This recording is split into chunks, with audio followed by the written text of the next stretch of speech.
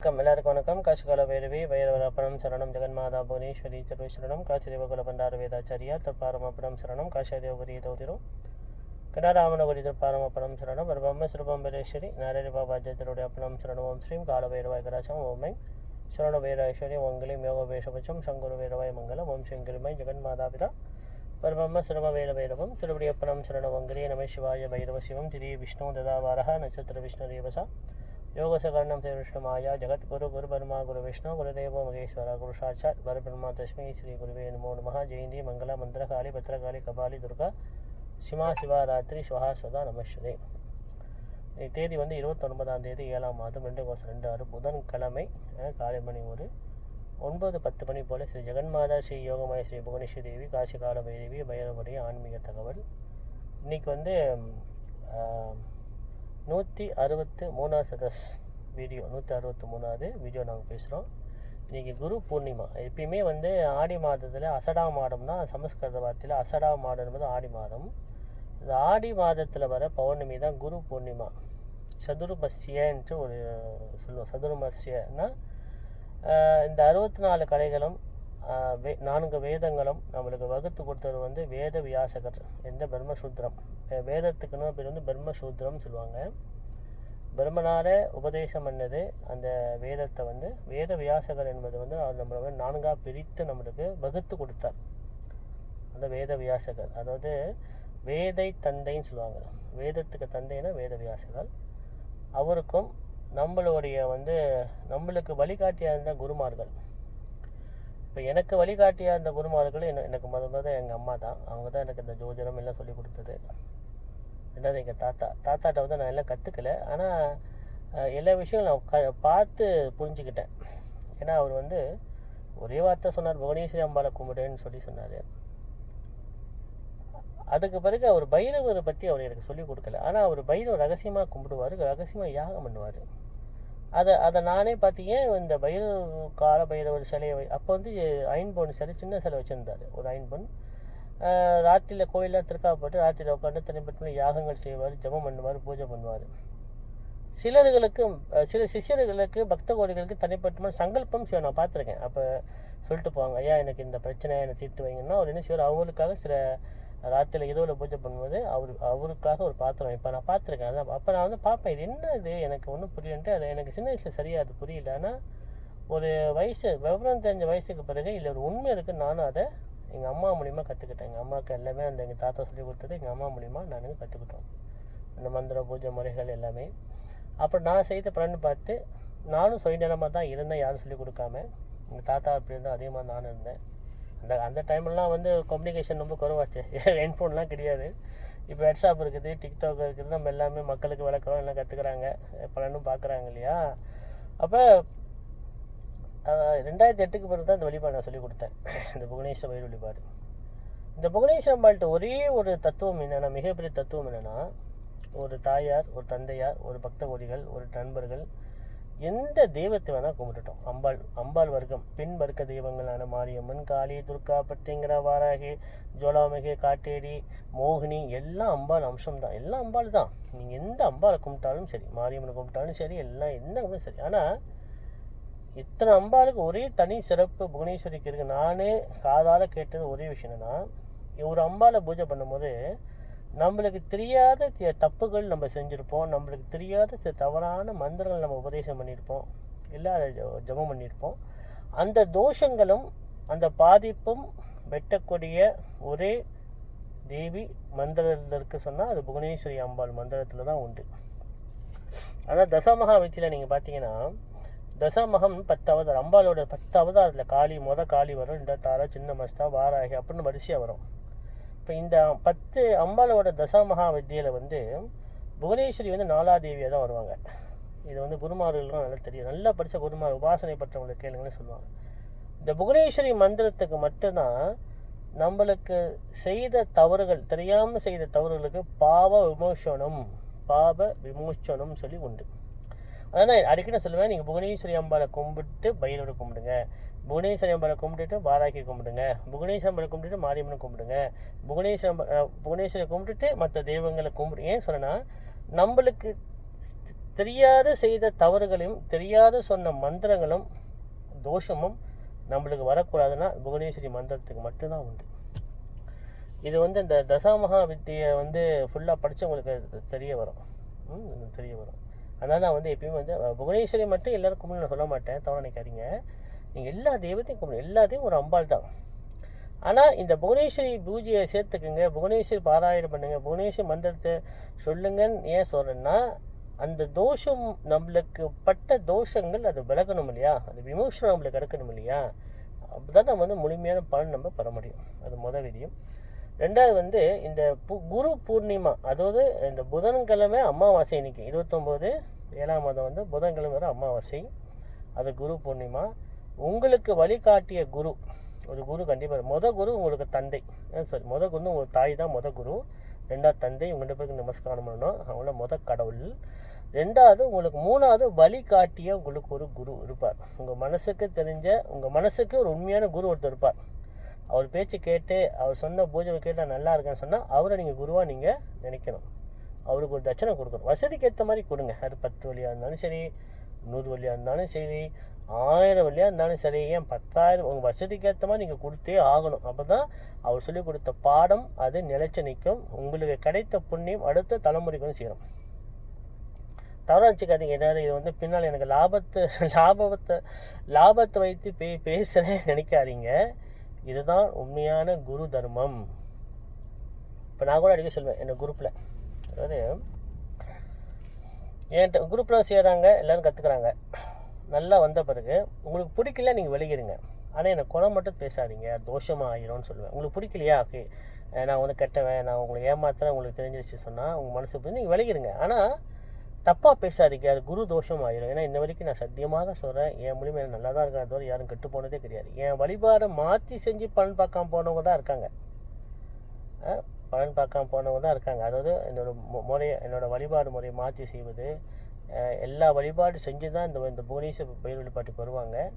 இங்கே வந்து நல்லா வந்த பிறகு திருப்பி பழையபடியாக போயிட்டு குட்டியில் விழுந்து பழையபடியாக எதாவது செஞ்சுட்டு இருப்பாங்க. அப்போ அவங்களுக்கும் பலன் கிடைக்காது. ஏன்னா எல்லா வழிபாடு செஞ்சுட்டு பலன் பார்க்காம தான் புவனேஸ்வர் பயிர் வழிபாட்டுக்கு வராங்க. இது என் குரூப்பில் உள்ள எல்லாத்துக்கும் தெரியும். இப்போ என்ன சொல்லுவேன், அம்மா நீங்கள் வந்து பலன் பார்த்தீங்களா, நினச்சி நிற்கணுமா, குருக்கு தர்மம் செய்யுங்க, பைரவருக்கு உண்மையாக இருங்க.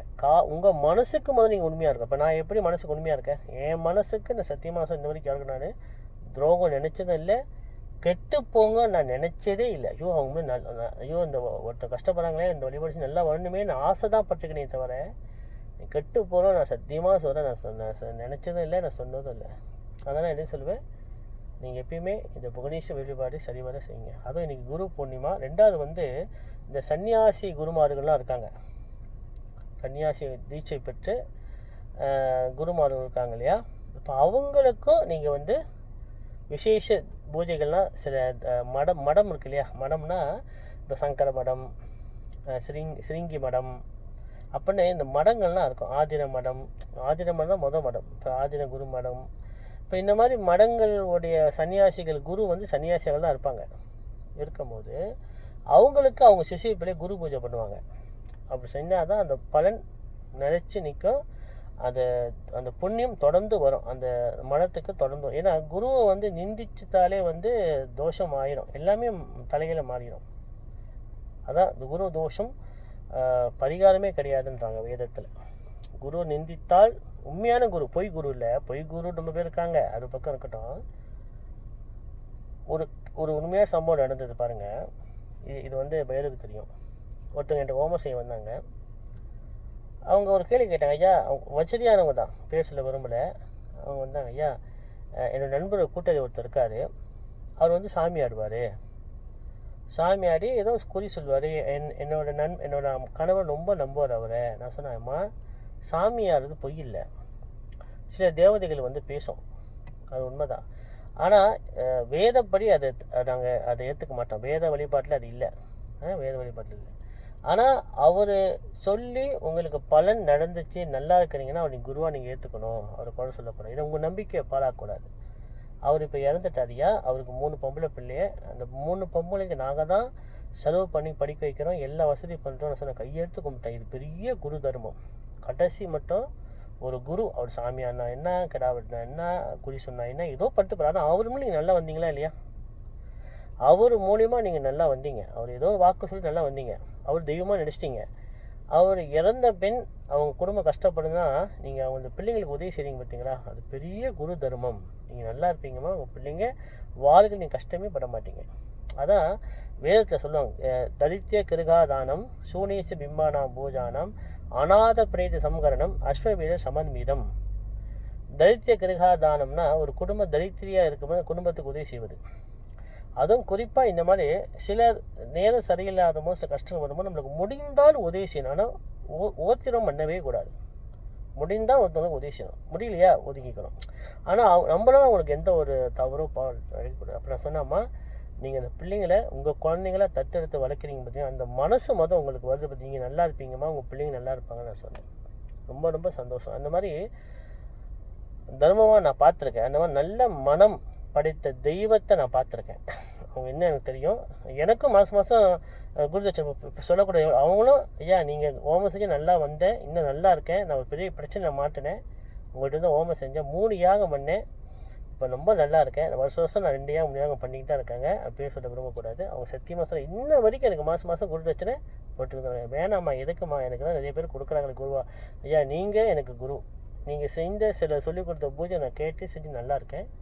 நான் தொடர்ந்து நான் வந்து இந்த பூஜை பண்ணி நினைக்கணுன்ட்டு நான் உங்களுக்கு குருதட்சணை இல்லைன்னா முடிஞ்சு நான் கொடுக்குறேன், எடுத்துக்கிங்கன்னு சொல்கிறாங்க. ஏன்னா அவங்க வந்து என்ன ஒன்று எனக்கு சித்தம் மன கஷ்டம்னா அவங்க வந்து குரூப்பில் சேராமல் பெருசத்தோடு சேர்ந்து பைரவ தொண்டு செய்ய மாட்டாங்க. வருஷத்துக்கு ஒரு முறை பெரிய யாகம் பண்ணுறோம், அதை வந்து கலந்துக்கிறது அதெல்லாம் செஞ்சால் தான் ஒரு தர்மம் நிலைச்சி நிற்கும். அது சில பேர் வந்து குரூப்பில் சேரணும் ஆசைப்பட மாட்டாங்க. ஆனால் அது பெரிய தர்மம். குரூப்பில் சேருறது, தொண்டு செய்கிறது, வருஷத்துக்கு ஒரு வசதிக்கு ஏற்ற மாதிரி தான தர்மம் பண்ணி பைரவ யாகம் பண்ணுறதுலாம் பெரிய புண்ணியமான தர்மம். சரி, பரவாயில்ல. கிரி நமச்சிவாய பைரவ சிவம். அதாவது இன்றைக்கி வந்து குரு பூர்ணிமா. இன்றைக்கி வந்து உங்களுடைய குருவான உங்கள் தாய்க்கு நீங்கள் நன்றி சொல்லணும். 2வது உங்கள் தந்தைக்கு, 3வது உங்கள் முன்னோர்களுக்கு ஆத்மாக்கெல்லாம் நீங்கள் நன்றி சொல்லணும். 4வதாக உங்களுக்கு வழிகாட்டிய ஒரு குரு கண்டிப்பாக இருக்கணும். அப்புறம் இந்த 4 பேரும் உங்களுக்கு ஆசீர்வாதம் கிடச்சிச்சின்னா இறைவன் நீங்கள் சந்திச்சிடலாம். இறைவன்கிட்ட நீங்கள் நெருங்கி போயிடுவீங்க. இறைவன்கிட்ட நீங்கள் நெருங்கி நீங்கள் போயிடுவீங்க. அதனால் எல்லோரும் குரு பூர்ணிமா அன்னைக்கு முடிந்தவரை நல்லா வீட்டில் ஜபங்கள் கண்டிப்பாக நீங்கள் பண்ணணும். உங்களை முடிந்த வரைக்கும் அம்பாள் புவனேஸ்வர், நான் வந்து இப்போ புவனேஸ்வர் ரெக்கமெண்ட் பண்ணுவேன், ஏன்னா பலன் பார்த்ததால் நான் சொல்கிறேன். 2வது வீட்டில் வச்சு பூஜிக்கிற படம் ஸ்ரீ பைரவர் தான். காலபைரவர் வீட்டில் வச்சு பூஜை, பாலபைரவர் உக்கிரமான வடிவமான காலபைரவர் வீட்டில் வச்சு பூஜை பண்ணக்கூடாது. ஸ்ரீ பைரவர் படத்தை வச்சு தான் பூஜிக்கணும். அதான் புவனேஸ்வர் பூஜை பண்ணிட்டு பைரவ பூஜை பண்ணணும். கண்டிப்பாக செய்யுங்க. 2வது நேற்று நான் வந்து இந்த ஸ்ராத்தம் தர்ப்பணம் எப்படி செய்வதை நான் ஒரு மந்திரம் சொல்லி கொடுத்துருந்தேன். அதாவது மின்னில் இருக்கும் முன்னோரே, மண்ணில் வந்து நிற்கும் நீவேர், என்னால் இடப்படும் எல்சாத பிண்டமும் திலா தர்ப்பணமும் தங்களுக்கு சேர்ந்திட வேண்டும், நாங்கள் நன்றாக வாழ வாழ்த்துவீரே. நீங்கள் பிரார்த்தனை நெய்வலுக்கு ஏற்றி வைத்து நல்லெண்ணெய் விட்டு வெங்கலத்தில் வீட்டுக்கு வெளியே தான் செய்யணும். ஏற்றி வைத்து மனதால் கை கூப்பி பிரார்த்தனை பண்ணி காயத்ரி மந்திரம் சொல்லியிருந்தேன். ஓம் தத்புருஷாய வித்மஹே மம ஜென்ம மாத்ரு பித்ரு நரக விமோகாய மோஜக சித்தாய தீமை தன்னோ ருத்ர பிரஜோதியாது. இந்த மந்திரத்தை 108 முறை சொல்லணும். 108 முறை சொல்லி நீங்கள் அந்த தீபத்தை 108 முடிஞ்ச பிறகு பிச்சைக்கை மாத்ரு பித்ருவுக்கு இடது கை வலது கை பார்த்து, அதாவது பீச்சை சொல்லுவாங்க இல்லையா, அதில் வந்து உள்ளங்கையில் வந்து நீரை எடுத்து, ஆனால் நீர் ரொம்ப நேரம் நிற்காது பாருங்களேன். கை உள்ளங்கையில் வலிஞ்சி கீழே இறங்கிறதுனால ஒரு சங்கு வலம்புடி சங்கு வைத்து அது உள்ள இடம்புடி சங்காவது வைத்து அந்த உள்ளுக்கு நீரை விட்டு அந்த இடது கையில் பிடிச்சிட்டு அது 108 முடிஞ்ச பிறகு அது செடி ஓரத்தில் தான் அந்த தீர்த்தத்தை விடணும். அப்போ செடி இல்லைன்னா ஒரு வாளியில் அந்த தீர்த்தத்தை விட்டுட்டு அந்த தீர்த்தத்தை கொண்டு போய் செடி ஓரத்தில் தான் வேலில் தான் நீங்கள் ஊற்றணும். இது வந்து சாதாரண ஒரு தர்ப்பணம். அது இன்னொரு மந்திரம் கூட நான் சொல்லி கொடுத்தேன். நீத்தார் நினைவோடு நிறங்கிடவாய் நாம் அளிக்கும் நீத்தார் எல்லுடன் நுனி தப்பை யாவுமாய் மூத்தார் துடிப்பாரி மூணவரை நாம் பணிவோமே கேட்டு 2வது மந்திரம். அதாவது 3வது மந்திரம் மெய்யன் விளங்கும் ஜோதியே மெய் உணர்ந்து மேல் நீத்தார் மனங்குளிர எல்நீர் ஏற்று மனம் குழுவீரே மனம் குழுவீரே சொல்லி இந்த தீர்த்தத்தை நீங்கள் விடலாம் வாலிபருக்கு. இது வந்து கற்பல் வெள்ளல் இல்லாமல் பிண்டல் இல்லாமல் சாதாரண ஒரு எளிய முறையுடைய தர்ப்பணம். இது எல்லாரும் வீட்டுக்கு வெளியே கண்டிப்பாக இந்த ஆடி அமாவாசைக்கு 3 நாள் முன்னிக்க நீங்கள் ஆரம்பிச்சிட்டு கண்டிப்பாக நீங்கள் செய்யணும். செஞ்சால் தான் முன்னோர்கள் வழிபாடு உங்களுக்கு பூர்த்தி ஆகும். அடுத்தது வெள்ளல் கருப்பெல் கலந்து உள்ளங்கையில் வைத்து எப்படி தர்ப்பணம் பண்ணுறது நான் சொல்கிறேன். இதே மந்திரம் தான். இதை பேசிக்கை நீங்கள் செய்து பலன் பார்த்துட்டிங்கன்னா முடிஞ்ச வரைக்கும் இந்த மாதம் மாத பிறப்பு பார்த்தீங்களா, அது கண்டிப்பாக செய்யணும். சனிக்கிழமை கண்டிப்பாக செய்யணும். ஞாயிற்றுக்கிழமை கண்டிப்பாக செய்யணும். அமாவாசைக்கு கண்டிப்பாக செய்யணும். இது ரொம்ப ரொம்ப முக்கியம். நீங்கள் சரிங்கன்னா உங்களுக்கு நல்ல பலன், அற்புதமான பலன் கண்டிப்பாக உங்களுக்கு தெரிய வரும். ஏன்னா முன்னோர்கள் வழிபாடு நம்ம மிஸ் பண்ணவே கூடாது, நழுவ விடவே கூடாது. ஏன்னா இது வழிபாடு பூர்த்தி ஆகாது. ரொம்ப ரொம்ப முக்கியம். ரெண்டாவது இந்த ஜோதிட கிரி நமசிவாய பைரவ சிவம். அடுத்த ஜோதிட சம்பந்தமான ஒரு குறிப்பு. இது குரு பகவானை தொட்டு தான். ஏன்னா குரு பகவான் இப்போ கடக ராசியில் தான் அமர்ந்திருக்கிறார். இந்த சம்பவம் அதிவக்கரம் சொல்லுவாங்க. இது எப்பயுமே நடக்காது. வருஷத்துக்கு ஒரு முறை தான் குரு பகவான் ஒரு ராசியை விட்டு அடுத்த ராசிக்கு போவார். ஆனால் இந்த ஆண்டு 10ஆம் மாதம் 20ஆம் தேதியிலேருந்து குரு பகவான் திடீர்னு அதிசாரம்னா சூரியனோட ஒளிப்பட்டு அதி வேகத்தில் முன் ராசியில் போய் உட்காருறது. இது பேர்ச்சி இல்லை, பேர்ச்சி இல்லை. இது அதிபக்ரம், அதிசாரம் சொல்லுவாங்க. அதிசாரம்னா முன்னுக்கு போய் அது 50 ஆண்டுக்கு ஒரு முறை தான் நடக்கும். அதுவும் இந்த ஆண்டு குரு பகவான் சிம்ம ராசியில் நடப்பது இருப்பதால் தான் இது கொஞ்சம் எப்படின்னா 10ஆம் மாதம் 20ஆம் தேதி முன்னுக்கு போய் ஒரு மாதம் தான் உட்காந்துருக்காரு சிம்ம ராசியில். திருப்பியும் பின்னால் கடகராசிக்கு வந்துடுறாரு. அப்போ 4 மாதம் விட்டு திருப்பியும் ஒரு 2 மாதம் சிம்மத்துக்கு போய் திருப்பியும் கடகத்துக்கு உட்காராரு. அப்போ இன்னும் 4 மாதம் விட்டு திருப்பியும் சிம்மத்துக்கு போய் ஒரு 2 மாதம் உட்காந்து திருப்பியும் கடகத்துக்கு. அப்போ 3 டர்ன் சிம்மம் கடகம், சிம்மம் கடகம், சிம்மம் கடகன்ட்டு குரு பகவான் இந்த 3 டர்ன் சிம்மத்தில் போய் உட்காந்து 2 மாதம் உட்காந்து திருப்பியும் பின்னால் அதிவக்கரமாக பின்னால் வராது. அப்போ இது என்ன நடக்குதுன்னா, அப்போ இந்த ஆண்டு 2028 10ஆம் மாதம் தான் கன்னிக்கு போய் உட்காராது நிரந்தரமாக. இப்போ நடுவில் நடக்கிற இந்த சடுகுடு ஆட்டம் சொல்கிறோம் பார்த்தியா குரு பகவானே, இந்த ஆட்டம் பெரிய ஆட்டமாக பூலோக ஜாதகப்படி நடக்கும். அப்படின்னா அரசியல் எல்லாம் பெரிய மாற்றங்கள் வரும். மக்கள் நன்மை தான் பெறுவாங்க, பயப்படாது. மக்கள் எந்த கஷ்டப்பட மாட்டாங்க. அரசியல்லையோ அரசாங்கத்திலோ பெரிய மாற்றங்கள் வரும். ரெண்டாவது இந்த கோயில் சம்மந்தமான ஆன்மீக சம்மந்தமான சில பிரச்சனைகள் வரும். அது தீர்க்கும். எல்லாம் நன்மையை தான் முடியும். நாரதர் கழகம் நன்மையில் தான் முடியும். அதுவும் குரு பகவான் நல்ல வேலை. இந்த குரு பகவான் அதிசார ஓட்டம் அவர் பிடிச்ச வீடு, அவருக்கு நட்பு வீட்டில் தான் அவர் அதிசாரம் ஏற்படுது தவிர பகை வீட்டில் ஏற்படும். பகை வீட்டில் ஏற்பட்டால் வன்முறை பயங்கரமாக பூலோகம் நடக்கும். ஆன்மீக சம்மந்தமான வன்முறை, அரசியல் சம்மந்த வன்முறையில் பயங்கரமாக விளைவுகள் தான் வரும். இது பொய் நடிச்சுங்க. இந்த பூலோக ஜாதகம் போய் சொன்னால் பொய் நடிச்சுங்க. நான் பொய் சொல்ல நடிச்சுங்க. அது நடந்தால் என்ன சொல்ல போகிறேன், எல்லாம் பைரவர் கும்பிடுங்க தான் சொல்லுவேன். வேறு என்ன சொல்ல போகிறேன், எல்லாம் கால பைரவர் கும்பிடுங்க. ஏன்னா அவர் தான் காலச்சுக்கு அதிபதி. அப்போ இந்த குரு பயிற்சி இது குரு பயிற்சி இல்லை, குரு பகவான் அதிசாரம்.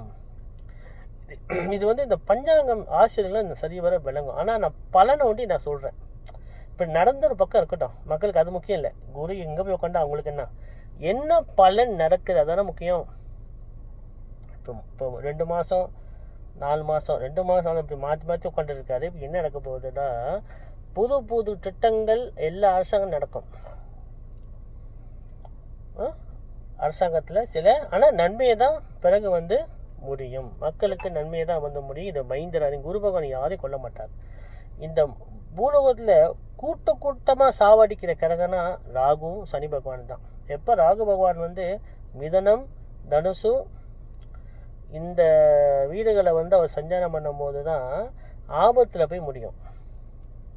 மிகப்பெரிய ஆபத்து. இப்போ கொரோனா வந்துச்சு பார்த்தீங்கன்னா, நான் ஏற்கனவே சொல்லியிருந்தேன். பழைய பாருங்கள், லைவ் குரூப்பில் யூடியூப்பில் பாருங்கள். 2019 நான் சொல்லியிருந்தேன். 2020 2025 பூலோக ஜாதகம் கொஞ்சம் சரியில் நிறைய பிரச்சனைகள், நிறைய மரணங்கள், விஷ நோய்கள்லாம் காய்ச்சல்லாம் வரும்னு சொல்லியிருந்தேன். அதே மாதிரி நடந்துச்சு. அப்போ அதை சொல்லிட்டா மக்கள்கிட்ட கேள்வி கேட்டால், ஐயா நீங்கள் சொன்னது நடந்து தான் வருது, ஆனால் நீங்கள் பொய்ன்னு நினைக்கிறீங்க, ஆனால் நீங்கள் சொன்னது அப்படியே நடக்குது, அது நன்மையாக தான் போய் முடியுது. ஆனால் இப்போ அடுத்தது இந்த குரு அதிசாரம் சொன்னீங்களே, இதெல்லாம் என்ன நடக்குதுன்னு சில பேர் கேட்டதால் இதை பொய்ன்னு நம்புங்க. ஆனால் நான் சொன்ன பலன் நடந்தால் கால பைரவரை எல்லாரும் வழிபாடு செய்வது சால சிறந்தது. ஆனால் சிம்ம ராசிக்காரர்களுக்கு மிகப்பெரிய யோகம் சந்திக்க போகுது.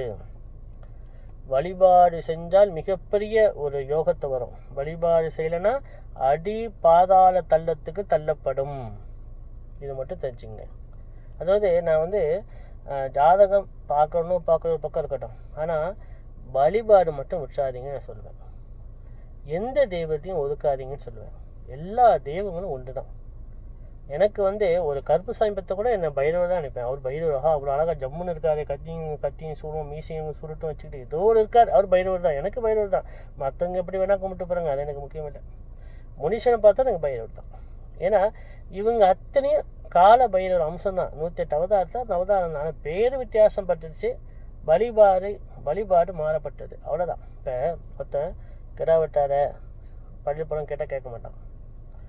அவன் செய்து ஏதாவது வாங்கி கஷ்டத்தில் உள்ளாக்கி பாதை தள்ளப்பட்டால் தான் அப்போ சொன்னான், ரவிகுரு அப்பயே சொன்னார் செய்யக்கூடாது தப்புன்னு, யாகம் தான் பண்ணணும் குருக்களை வைத்து, அப்போ தான் நம்புவாங்க. நம்ம சொன்னால் ஏன் நம்ப மாட்டாங்க? அடி வாங்கினா தான் நம்புகிறாங்க. இப்போ பாருங்கள், என்னை பற்றி சொன்னால் ஜாதகம் நம்ப மாட்டாங்க. ஆனால் நான் சொன்னது நடந்த பிறகு தான் நம்புகிறாங்க. ஐயா அன்றைக்கி அவர் சொன்னார் என் பிள்ளைக்கு பேய் பிடிக்குன்ட்டு, அதே மாதிரி பேய் பிடிச்சிச்சு. எங்கெங்கேயோ போய் பார்த்தோம், ஒன்றும் நடக்கலை. கடைசியில் என்கிட்ட வந்த பிறகு சில பூஜை ஹோமமும் பேய் ஓடிச்சு, நல்லா அப்போ நம்புகிறாங்க. அதுக்கு பிறகு தான் நான் சொன்னதை கடைப்பிடிக்கிறாங்க. வீட்டில் இப்படி விளக்கேற்றணும், இந்த மந்திரம் படிக்கணும், வருஷத்துக்கு ரொம்ப யாகம் பண்ணணும், ஜாதகம் பார்க்கணும், திலாகம் 300 செய்யணும், அப்போ தான் நம்புகிறாங்க. நம்ம கூப்பிட்டு சொன்னால் நம்ப மாட்டாங்க. அதாவது பேய் பிடிச்சி தலைப்படிய முடிய ஆட்டி ரத்த வாந்தி எடுத்த பிறகு தான் நம்புகிறாங்க. ஆமாம் ரவிகுலா போய் சொன்னார், அப்போ தான் ஓடிடும். அதுவும் நேருக்கு வர மாட்டாங்க. எல்லா இடத்துலையும் போயிட்டு வாங்கி எல்லாம் செலவு பண்ணி ஆயிரமாக செலவு பண்ணி கடைசியாக தான் வராங்க. இது உண்மையிலே இது கேட்குற குருமார், இது கேட்குற பக்தர்களுக்கு பாதி பேருக்கு தெரியும். இதெல்லாம் உண்மையான சம்பவங்கள். அப்படி நினைப்பேன். யாருமே சொன்ன நம்ப மாட்டாங்க.